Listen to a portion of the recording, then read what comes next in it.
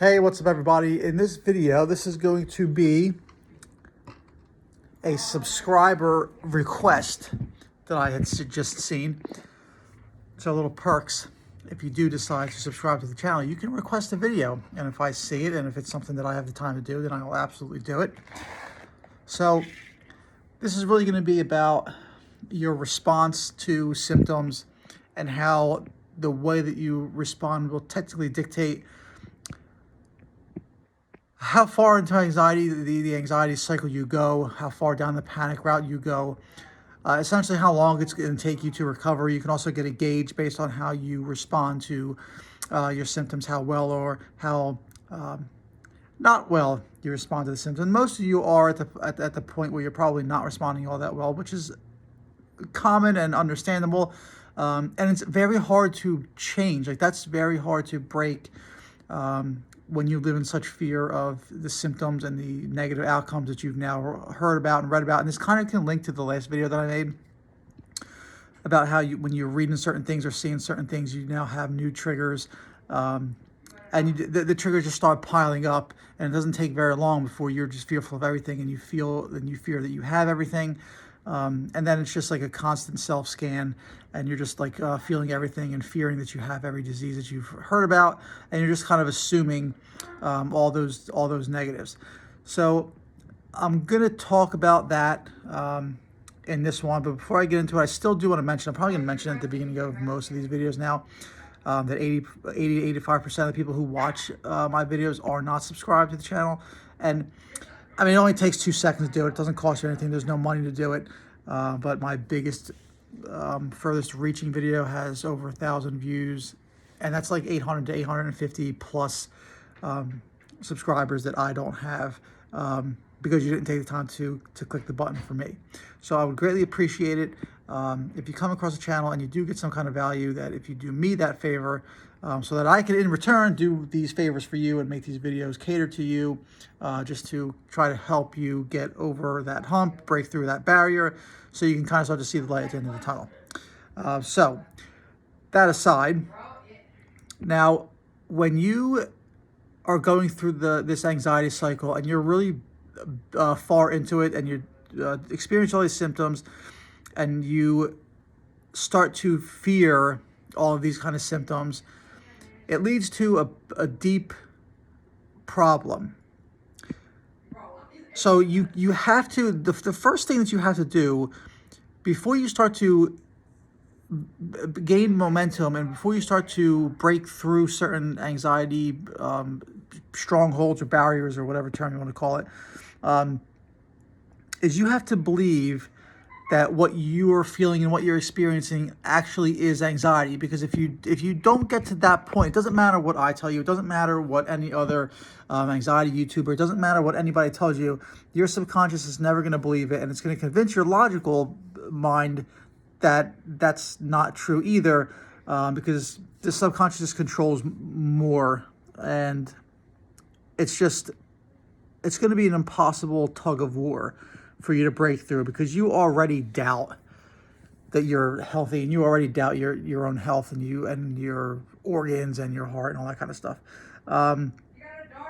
So it's going to be problematic for you before you get reassurance from doctors. And that's why I say to go to doctors. And I know some therapists, because some therapists, even people that I spoke to in the past told me that, oh, well, you kind of have to cut off going to see doctors. You kind of have to, you can't do this, you can't do that. It's only feeds into anxiety.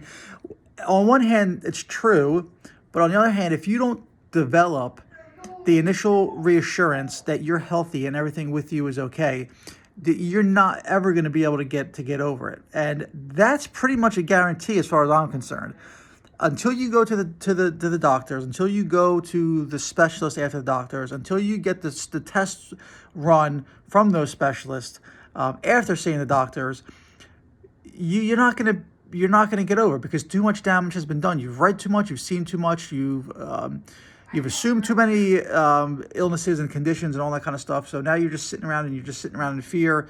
And something needs to be done. Like, you have to reverse this course, and you have to do it. To me, the way that I'm telling you to do it.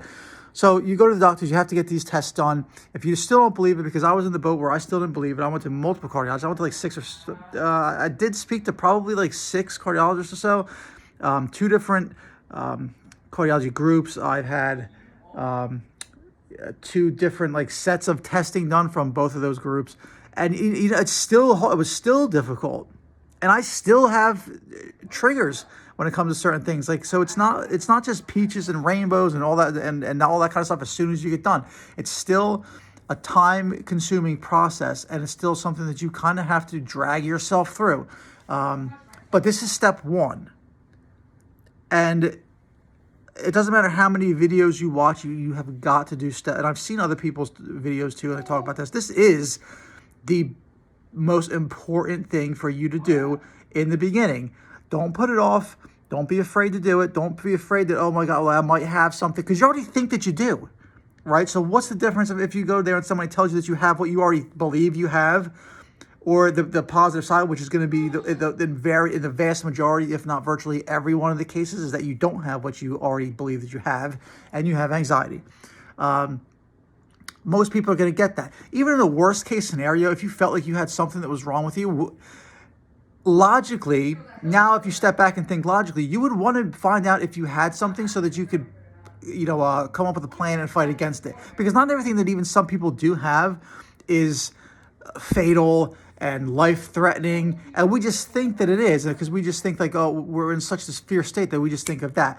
And that whole deal of sudden death and thanatophobia, all that, like, I've went through that too, and that's one of the things that I still kind of have sometimes, and it's still caused by triggers and hearing things and still falling into that mindset of thinking I have what somebody else has, and it's just that's a journey afterward.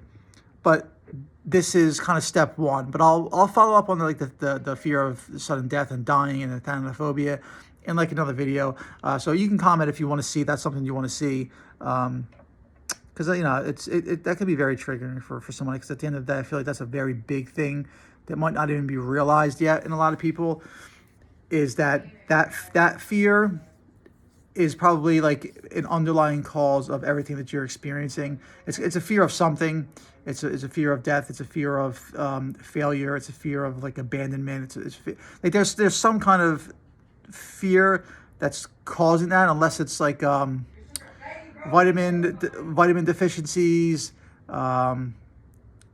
or something like that. So but usually there's something kind of going on behind the scenes that's kind of causing the anxiety to happen. Something that says underlying. So now with going to the doctors and things like that and getting this stuff checked out, like that is absolutely without beyond a shadow of a doubt the number one thing that somebody has to do if they want to overcome the anxiety and overcome the negative responses to anxiety symptoms. Now, after you have gotten things ruled out, you've been told that it's anxiety, now it's time to dig in a little bit more when you start to feel anxiety. And this is just going to come with baby steps. Because at the beginning, when you go to the doctors and things and you leave the doctor's office, you're still going to experience symptoms. You're still going to be fearful of the symptoms. You're going to go through the phase of thinking that you were misdiagnosed and that you were like the small statistic and something's going to happen to you.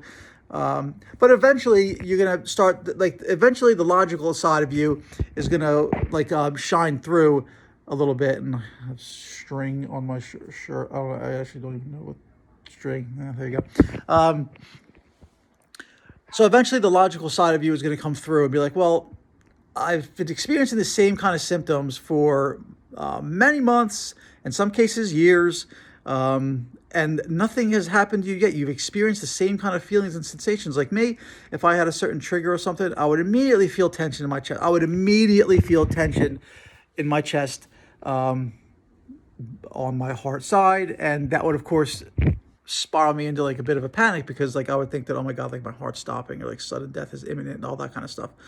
But like I've had it like many times, and like the irrational side of you thinks, oh well, this time is going to be the time that's going to get me, and every other time it was just like building up to this, and every other time like it wasn't a serious thing, it was just kind of getting me ready for this. And like obviously most people have these same points along their journey where they go through the same thing. And I know that you might feel that you're the only one that's experiencing certain things, but mostly everybody goes through the same things. So, that's just, an area that you'll have to address. And that comes, like I said, in baby steps. So now after you get your reassurance and things like that, it's time to kind of dig in a little bit more. Maybe sit with the symptoms for a little bit. Just kind of think, what did I read? What did I see? What did I think? Was there like a thought pattern that kind of was going on in the back of your mind? Because these things play over and over and over again. Because there's no break when it comes to the anxiety. There literally is no break. So just pay attention to what's going on in like your surrounding world. Are you watching something that's negative? Are you watching something about the news? Are you watching something about COVID? That was the thing for me. Like every time you had the TV on, they were having death counters, and that like started to really sink into me and make me really negative about a lot of things. So, that could be one thing. Are you around friends who are super negative all the time, who are always talking down about people, always trying to bring you down, always trying to, poo-poo on your accomplishments and poo-poo on like your dreams and aspirations? Are you with somebody that's not supportive? Somebody that's always kind of raining on your parade a little bit? I'm just trying to think of things that could kind of always be happening to kind of pull you back down into like an anxious or depressive kind of state without you really even knowing about it. Because at a certain point in time, you just kind of become your environment. And and it happens without you even realizing it. And sometimes you have to take a step back and start to cut people out and things out. If you're somebody that's younger and you're playing video games, like what kind of video games are you playing? What time of day, what time of night are you playing them? Is it something that's negative? Is there a lot of killing? Is there blood? Is there violence? These things just kind of play around in your brain afterwards. If you're staring at a screen for a lot of time, you're not getting proper sleep and sleep patterns. Your brain and your body are not really ready for sleep, so you're probably not getting as good of a quality of sleep as you should be getting. There's just a lot of things that go into it, and it just impact your anxiety in general. So like that's why in a lot of these videos too, I talk about that holistic kind of approach, because all of it ties into how you're responding to like anxiety symptoms too. So with that being said, you have to kind of now, hunker down, put your feet in the ground, dig in a little bit, realize that what you've been feeling, you felt numerous times already. You felt, in a lot of cases, almost like hundreds of symptoms already and sensations randomly throughout your body, because you're paying attention to it.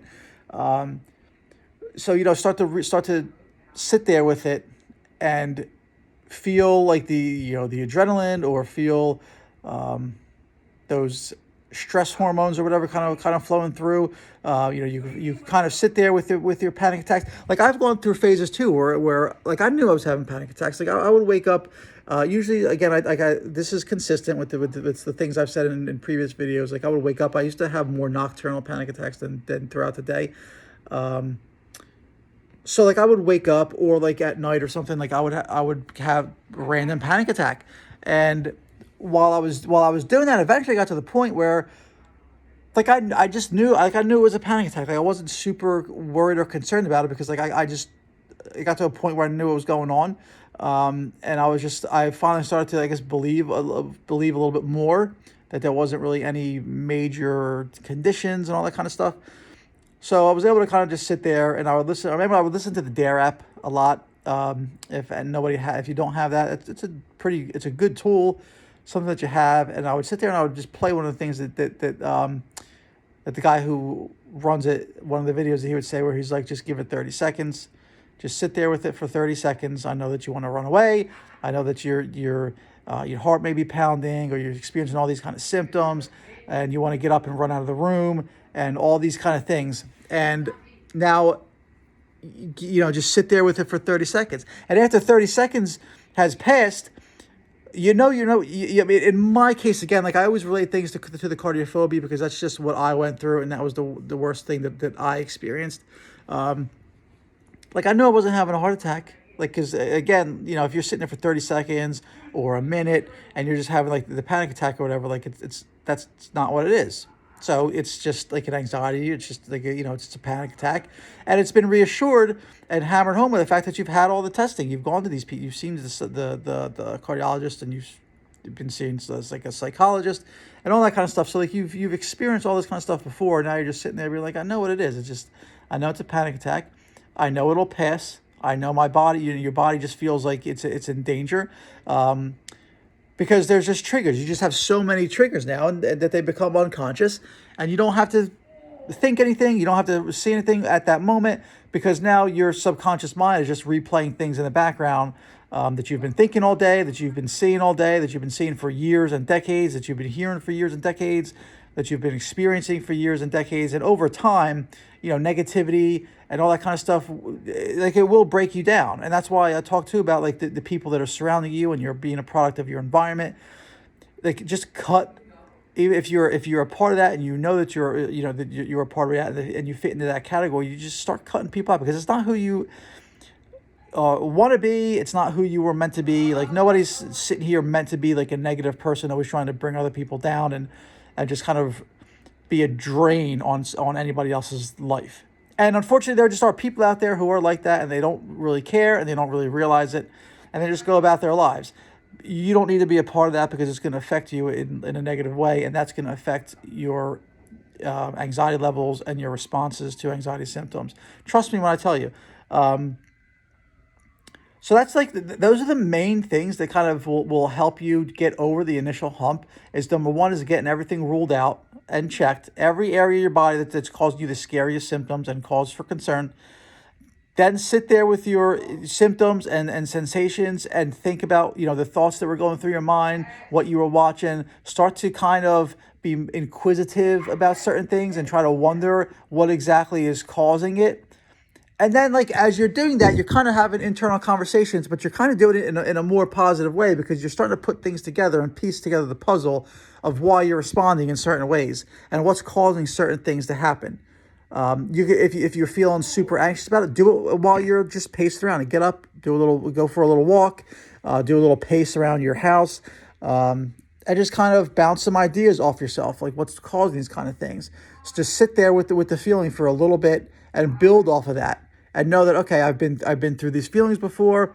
I've been through these feelings, and I've pushed myself a little bit more, and then you just become that's a positive step, and you have no choice but to be proud of that moment, because of where you've been in the past. You've responded in absolute fear and frustration and depression and negative thinking, and that's all kind of compounded on top of each other over the course of time.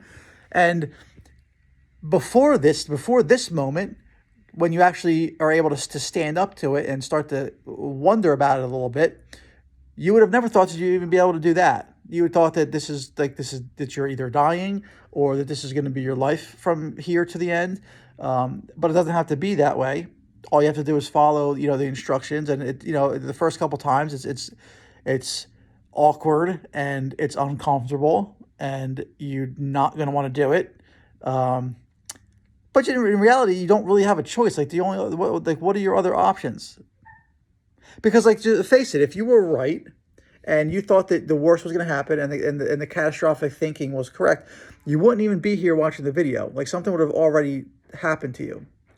So why spend the time being overly worried and putting all that? This is incredibly hard to do, by the way. So don't think if you can't do it within the first few months that you're failing at it, because it's incredibly hard to do, to be able to change your mindset like that, and in a sense be like, oh well, if I was right about everything at any point in the past, like, you would already have been gone.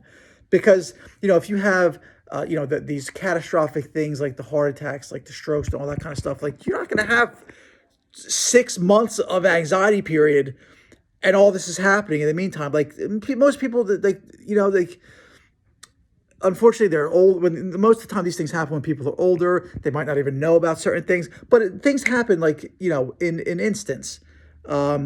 And there's no preparation. Like, yes, there's preparations for certain things, and you should be taking care of yourself and doing all that kind of stuff. And again, that's why I talk about holistic approaches to be taking care of yourself, because you only get the one body, right?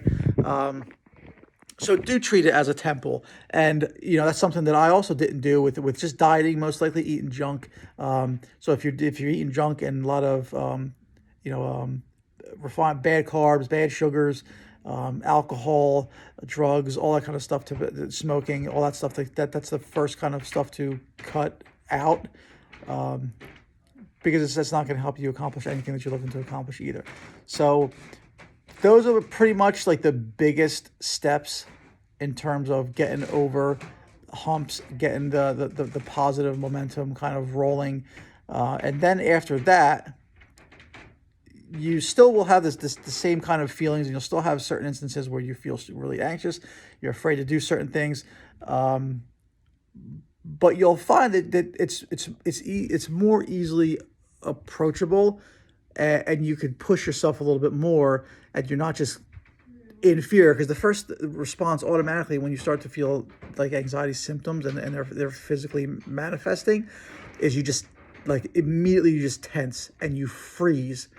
And that was pretty much my life for a long period of time, and it's probably your life and a lot of other people's lives, is you just freeze up, and then you just immediately the rush of like adrenaline and cortisol and stress hormones, and then it's like panic mode, and then you just go into high anxiety mode, high alert mode, and panic mode, and it'll stay that way until you start to break yourself out. Now that's why I said the first thing that you have to do is go check out the doctors. Make sure you get all this stuff ruled out. Get the necessary testing done. And if you have cardiophobia, things like I did, I list all those tests in numerous videos, so just check them out. And then once that's done, you just start to respond in a better way. Start to sit there and question certain things, like why do you have the feelings you have, why your anxiety levels have risen. Again, this is just a recap, like what were you thinking, what were you watching, who's around you, what were they saying. All that stuff is taken into account. The social media, TV, games, friendships, all that kind of stuff. You have to take a long look at that, and maybe take a step back from certain things, and maybe need a break from certain things. Like I couldn't watch horror movies at all for a long time. I still pretty much don't. Like I kind of cut a lot of that stuff out because you're just not in the right mindset to watch it. So that's kind of where I'll cut this one off. It's been over 20 minutes. I don't want to go too long. I mean, I could probably keep going and talk about it more. But if you have any more specific and direct questions about it, please feel free, comment. I'd be very happy to answer them if I can. And as well too, anybody new here, subscribe to the channel. If you have any kind of videos that you would want to see, any kind of details, or how I approached certain things, or the advice that I would give to you, please feel free, just let me know in the comments, and I'd be more than happy to help. So thank you very much. Thank you for the recommendation for the video, and I'd be more than happy to help anybody that I can. So take care. I'll see you in the next one.